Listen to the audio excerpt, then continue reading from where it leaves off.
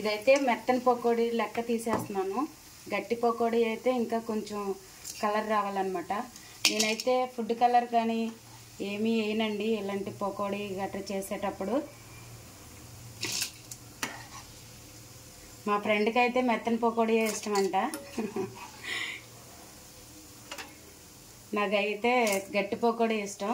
నేనైతే ఒక వాయి వేసుకుంటాను. నాకు గట్టి పకోడీ ఇష్టమే కదా, నా పన్ను నొప్పిగా ఉంది, అందుకని నవ్వలేక మెత్తడితో అడిగాను. అదిగో ఎవరికుండే ప్రాబ్లమ్స్ వాళ్ళకి ఉంటాయండి, ఏం చేస్తాం చెప్పండి.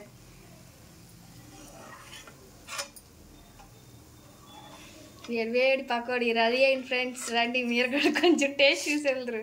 వేడి పకోడీ అండి రెడీ అయిపోయింది. టేస్ట్ చేసి ఎలా ఉందో మీరు కూడా చెప్పండి, కామెంట్ చేయండి. ఫస్ట్ అయితే నేను తిని చెప్తాను.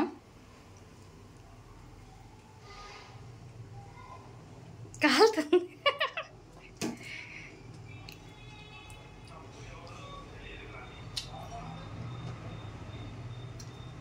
చాలా బాగుందండి, మీరు కూడా ట్రై చేయండి.